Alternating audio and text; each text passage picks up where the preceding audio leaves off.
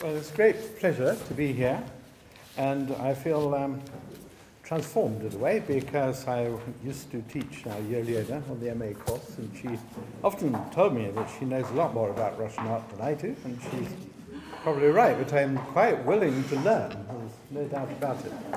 I mention this particularly now because she's an unstoppable person, and one of the great things about defying her plans is that she just doubles the plans until you get tired. So it's been very good here. I say this because she was due in her not so distant student days with me to do an exhibition project which was about flight in Russian art. And I said, it doesn't quite make sense, this kind of thing. So what do we get? We get flight. And this is a very interesting dimension to the exhibition, I think, and she wanted to include Tatlin and Vrubel. This is the demon deposed, or whatever the word is, and it is this negotiation between divinity and mortality, really, and it's an immensely famous painting in Russia. It's a living example, really, of the gulf that divides Western European and American views of Russian art and what Russians know about. If you go out into the street and say Vrubel to people, they won't know who you're talking about on the whole. But a vast talent and a moving force, I think, in his way, in Yelena's life and plans. It's all about whether you can fly and be divine or not, and we might try applying that to Tatlin. It seems to me that plausibility is something you can apply to Tatlin. It might work. There's this touch of possible practicality about it, although a lot of doubt and anxiety accompanies it. This is not plausible. I mean, it's a wonderful flight of the imagination. So we're dealing with a different relationship between the ideal and the real in all of this. But anyway, you glimpse here one of many motivations that drive Yelena. This gallery a few months ago was a kind of clothes-making shop. It's been an astonishing transformation, and it really does give one the feeling that it's just begun part of something much bigger. Tatlin got into his Tatlin flying machine, his flying bicycle, unless this is a photo montage. There's always been some difficulty in recognizing his knees and so on in this fuselage, but here he is. He was wanting to transform life. And then there's this most extraordinary flying machine from a constructivist. Makes it very evident that Tatlin was the constructivist who learnt most about manipulating materials. And Henry has discovered that he is much the most difficult person to study in terms of making a reconstruction. Bending green ashwood is something that Henry has had to learn very fast. And there are several, not states of Tatlin, but there are several versions of it with modified design to them.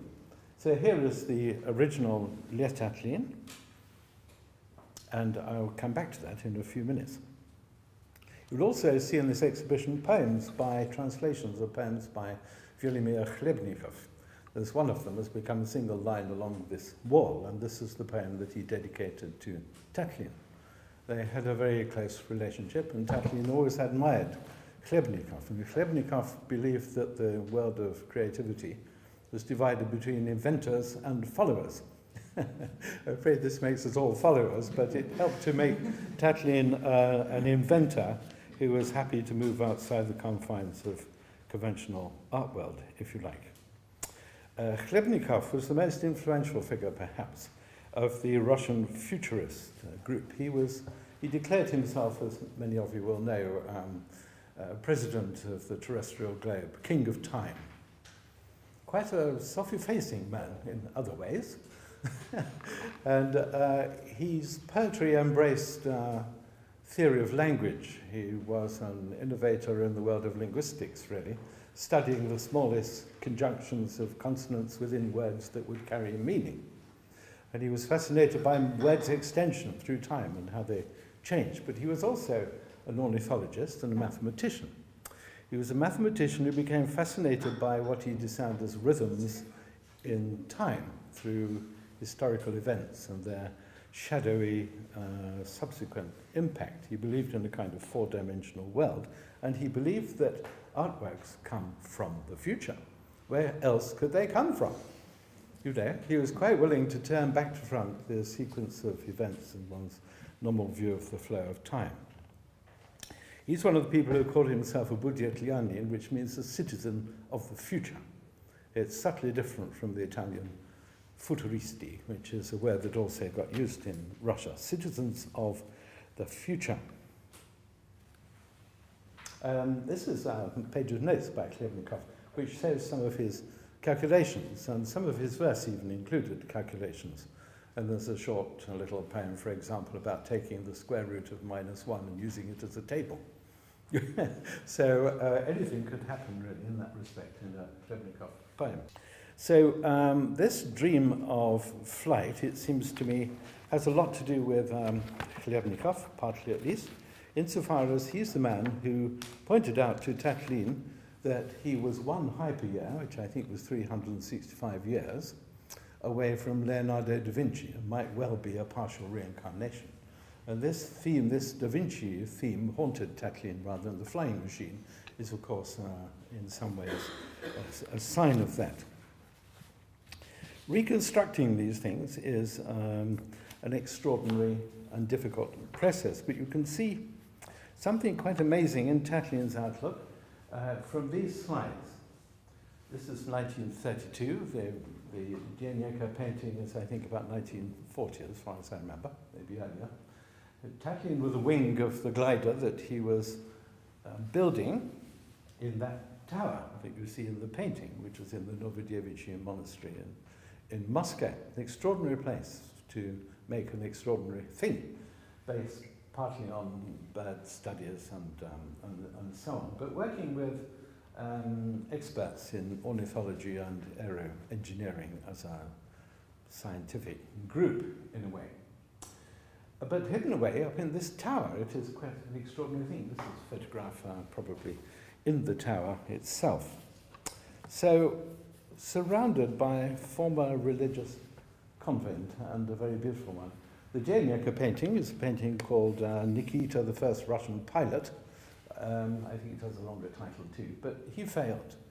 And there are all kinds of echoes to this idea of man-propelled flight. And maybe Dianyaka was commenting on Tatlin in this painting in some degree. And then we have this lovely creature. It's like a bird, it's like an insect, and erecting it in this, the reconstruction of the gallery of the other day, the technicians were getting increasingly excited. You know, it's terrific, never seen one of these before. And it is an exciting thing, and hanging it low the way we have it here gives you more of a sense, in fact, although it was necessary for the ceilings low, but it gives a terrific sense of what it would be like to be in there. You can look in the innards of this. And for me, this brings home the idea that this is a kind of exoskeleton. It's an extra skeleton for the human body to transform you into a flying creature. It's another skeleton. And it's very interesting. It's a sort of visceral reaction I get when I'm looking at it closely. These are some of the studies that Henry Milner made for his version of the tower, the Tatlin Tower Monument to the Third International. The reconstruction that you see behind you comes out of this. And it raises the question of how many discoveries can one make through a physical investigation as opposed to looking at photographs, looking at documentary evidence, and so on. The photographs of Tatlin's own construction of the monument to the Third International have had tremendous currency and usage, and we rely on them.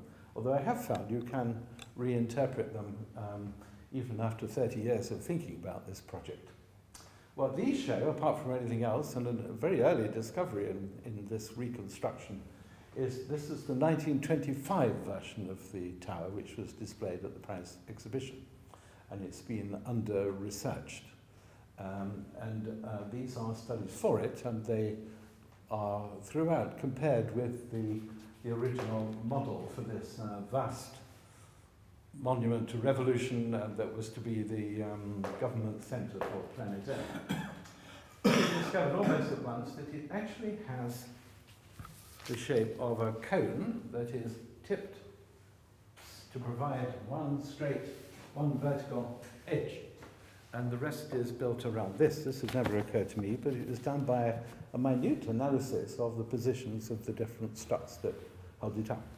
And you will see when you look at the reconstruction here that it has far fewer struts holding it up than the earlier, earlier model by Tatlin, which raises the idea that maybe Tatlin hadn't finished it. Maybe, in fact, an unfinished monument is quite feasible in a revolutionary context. If the revolution has begun, it would suggest. But it may be that the 1925 tower is a refined and polished, edited version of the first one. Now, of course, it would have been a great monument in itself, and I put this little Apollinaire poem on the screen to acknowledge the precedent of the Eiffel Tower, but also to indicate that even engineering can be given a cultural dimension. And this one, of course, says, "Hello, world, of whom I am the eloquent tongue," and which sticks out and forever will stick out at the Germans. So it's a wartime poem by Apollinaire. It's clear that looking at this monument with Tatlin in the foreground here, that this is a politicized monument. It's not entirely engineering. The paper on the base there shows the movement of the river Neva in Petrograd, now St. Petersburg, going under the tower, and it gives you the first hint of the colossal scale that this would have been. It would have been much higher than the Eiffel Tower, with revolving rooms indicating the great committees of government. Was it an engineering structure is something that hangs over it. It has a kind of plausibility. But what interests me at the moment, en passant, is that this shows Tatlin as a model maker. And talking with Henry about this, I was talking to a model maker, and it was quite interesting. He wanted to know at once why they needed a second model. Was there something wrong with the first one? Was there something new had been discovered? And why weren't the commissioning people happy with it? So, but of course, Tatlin worked on musical instruments and all kinds of things. He was quite minute in his control of things. And it's not clear looking at photographs like this, and Tatlin here and Rodchenko over there, that they aimed to be engineers. This is a photo which first got us into getting a closer look, I'm sorry this is a bit foggy, of the 1925 tower in Paris. Obviously they're still installing the exhibition, but you can just make it out there. And this whole business is a glimpse, really, of the long history, hectic history of reconstructions of the tower, starting in 1968 and progressing rapidly through the years. One that Lutz will recall perfectly well on the Hayward Gallery, 1971, was it 71? Yes. And so on. And this is Klebnikov, Tatlin exhibition in Moscow. They're all different. This is Paris-Moscow exhibition.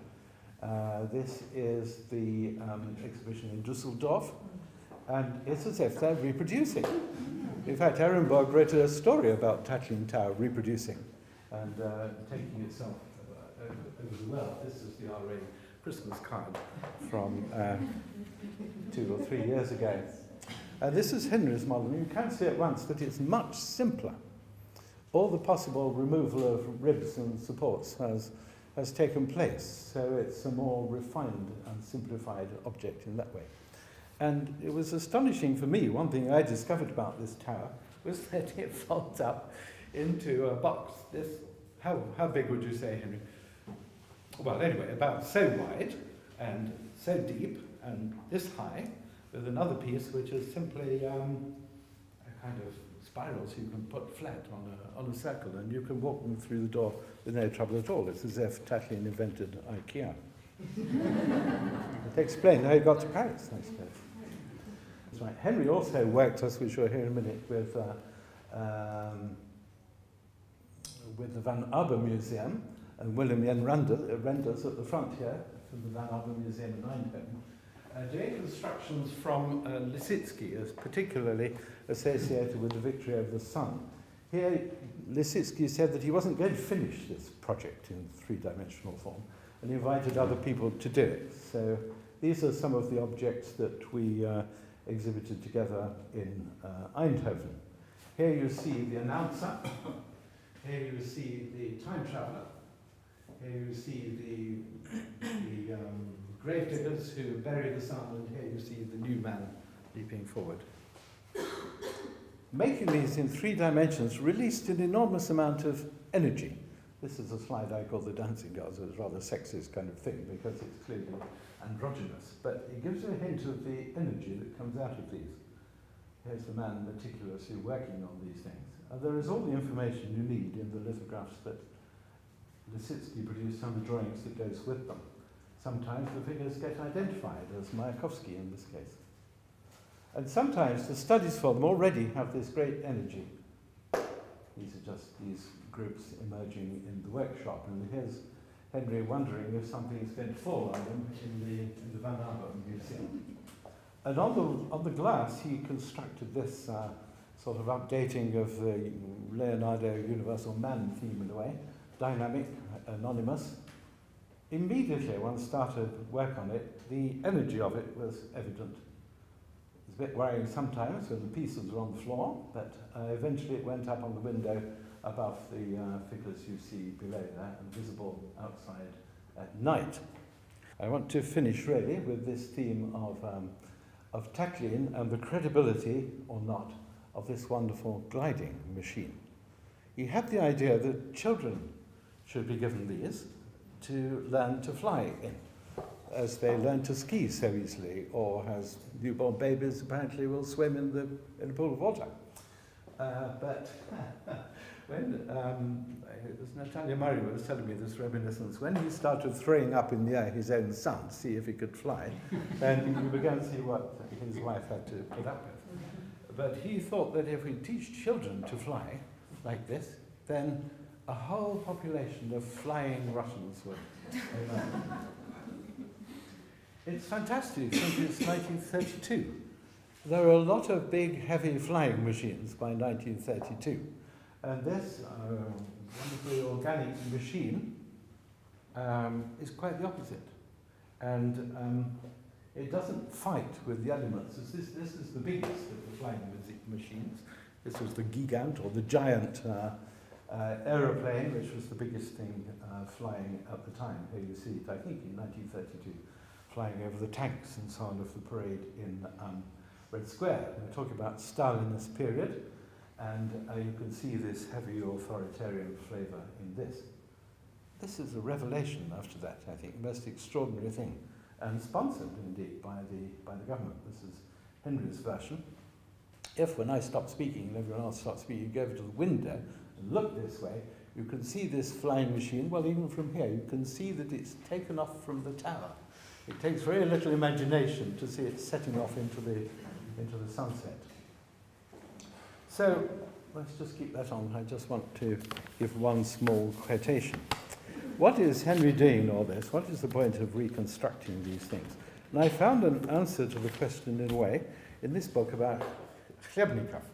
As Klebnikov worked with fragments and roots of words, he's almost untranslatable. And here's a note from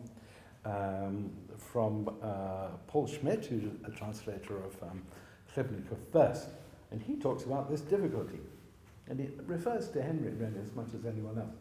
The translator must internalize as much as he can, the same influences that worked upon his author.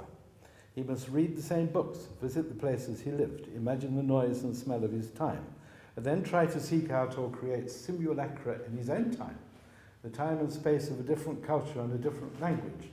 And this approach has the advantage of seeing translation as a process, as a cultural and temporal response to the original text. And it helps to avoid concentrating on the text of the translation as somehow an imitation of the original, which it cannot be. It is a new text, a product of response in its own time and place. That's it from me for the moment. Thank you.